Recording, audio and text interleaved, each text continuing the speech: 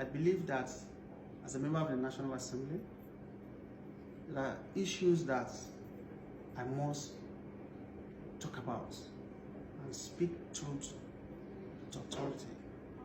So this discussion is really not against anybody or government.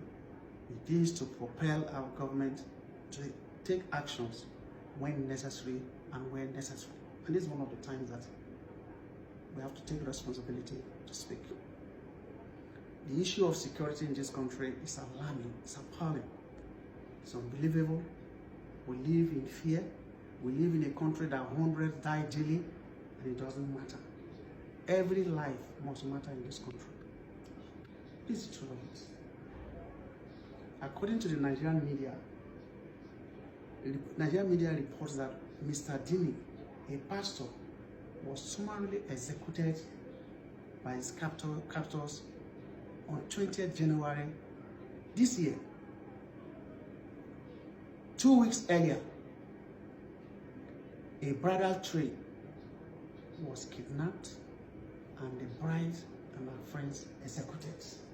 This happened on the 27th of December 2019. How can a nation live in fear without people committing crimes without consequences? Why would we accept that Boko Haram is more powerful than the Nigerian people, than the Nigerian government, than the Nigerian military? It's not acceptable. Only recently, the Trump administration has suspended Nigeria from immigrant visa. Reasons: Nigeria is a country that you cannot do background check on criminals, on individuals, if the need arises. The Interpol and other international security agencies cannot track. For example, it means that if someone commits a crime in Lagos and relocates to Kano, there's no way you can track him or track that crime that he has committed. This is the reason. But I will surprise you that most African countries have this system. Our neighbor Ghana has it. Ghana has it. In Cameroon, every child born has a birth certificate. Today, Nigerians are still doing age declaration for children born yesterday. It's a shame and it's a national disgrace. But I'm not going to dwell on the issue of security too long because it's known to us. The issue of security is known to us. So we cannot dwell too much on the issue of security. But why I have brought you people today, ladies and gentlemen, is to discuss the issue of the coronavirus that happened in China, that is giving the whole world sleepless nights. Today on CNN reported that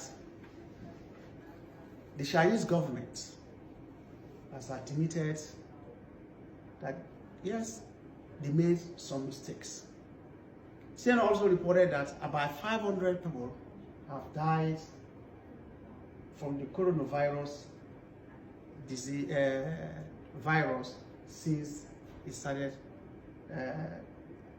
last year. Latest reports coming from China reveals that the coronavirus outbreak has killed about 500 people worldwide, the majority of which are Chinese, and infected more than 24,500 people across 25 countries. 17,205 cases were reported across the world. Official reports also have it that over 500 people have been discharged from hospital after full recovery from the virus. But no medically known vaccine has been discovered so far. Close to 60 million remain under lockdown in China, with 3 cities reporting over 1,000 confirmed cases.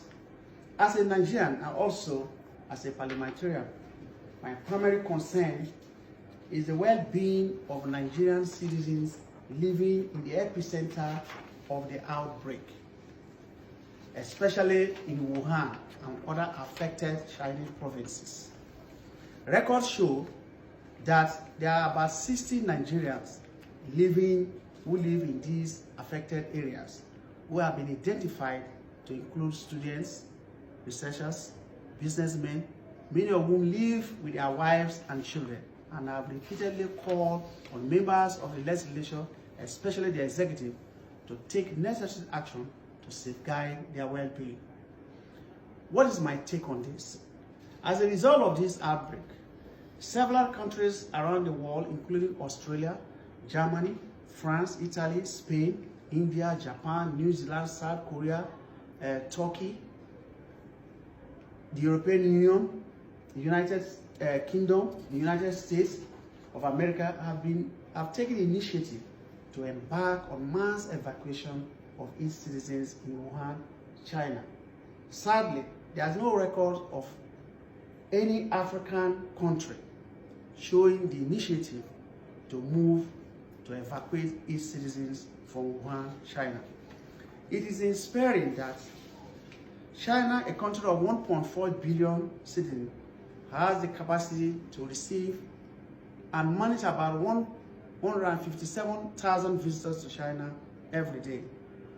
This means that there is possibility of this disease, of this virus spreading abruptly, spreading unimaginably to various parts of the world.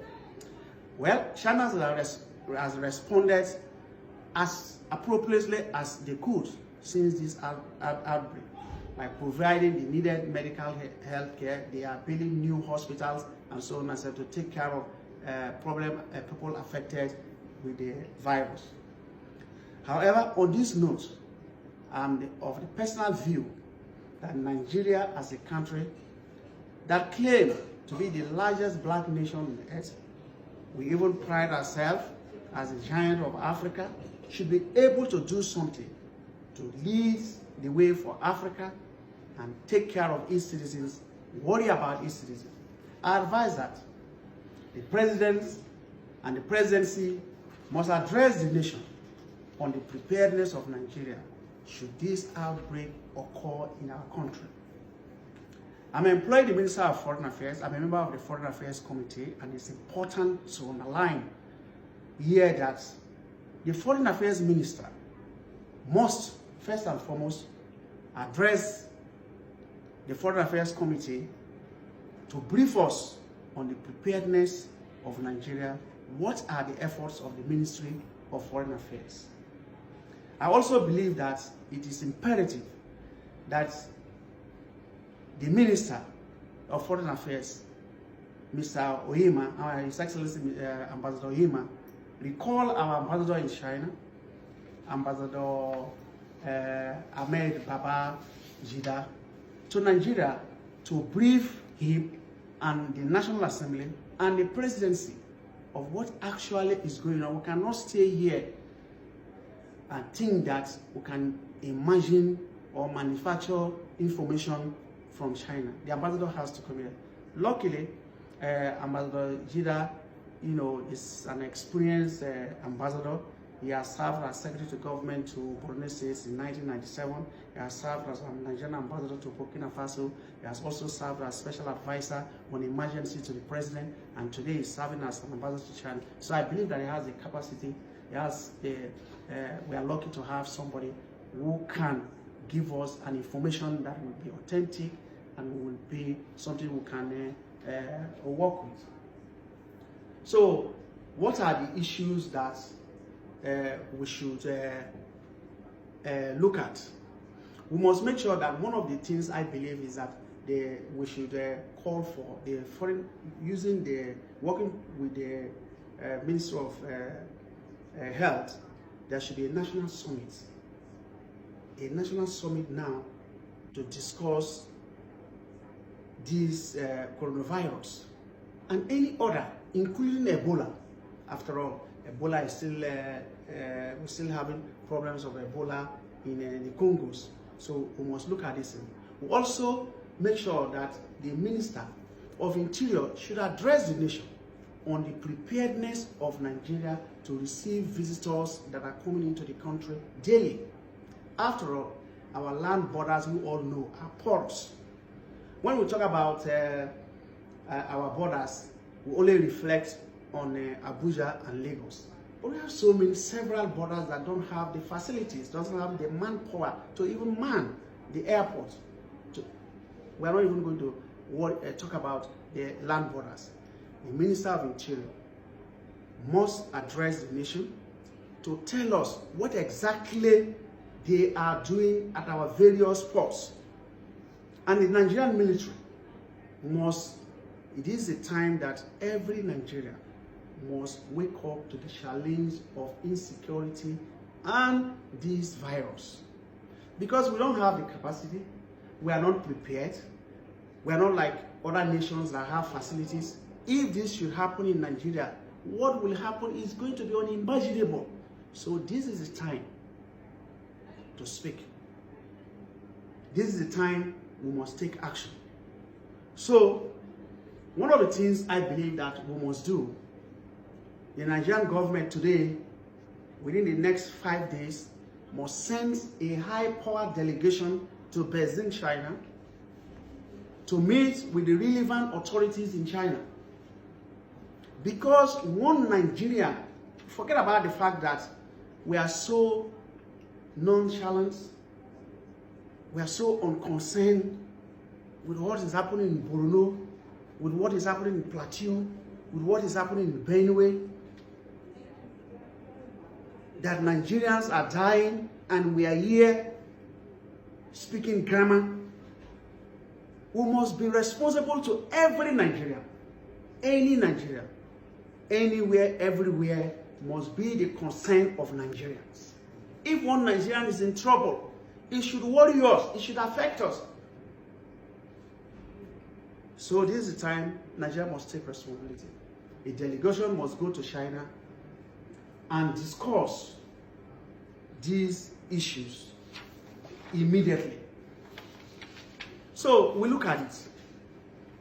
What do we do? Should we bring these people, about 65 of them in Wuhan province, should we bring them to Nigeria like other nations are doing, evacuate them, quarantine them, and look after their health issues? Or should we go to China, discuss with the Chinese government because they have better facilities? Should we move them to a new place, quarantine them there within China, and look after them? Or should we seek the assistance of the Chinese government to take care of them while Nigeria provides the necessary logistics? These are issues that we must discuss. I believe today, ever before, never before, as I believe today, that Nigeria, if we put our strength together as a nation, and if we begin to worry about our brothers and sisters, Nigeria can rise to the occasion. This is the time that the federal government must take responsibility. Take responsibility for the duty and the responsibility and the obligation they've sworn to uphold. First and foremost, to serve Nigeria with all its strength and to protect its citizens and properties anywhere they are. This is the time the federal government, especially our President Muhammadu Buhari, to act. We must act. I'm not elected to come to the National Assembly to read newspapers or to listen to stories about Nigerians around the world. Today, Nigerian passport is not respected and regarded. We must change all that. It's a time we speak for our citizens. It's a time we speak for our brothers and sisters. Those days when Nigerians crucify their own citizens is gone. Today, we must take responsibility for those who are in danger. not only in China, in Borno State, in Plateau State, in Benue State, and in all other parts of Nigeria where there are crises, where there are terrorist activities. Very distinguished ladies and gentlemen, the problem of Nigeria is multi-dimensional, complex. We can discuss these issues forever, but I must bring this press briefing to a close. Thank you very much. Thank you. Thank you.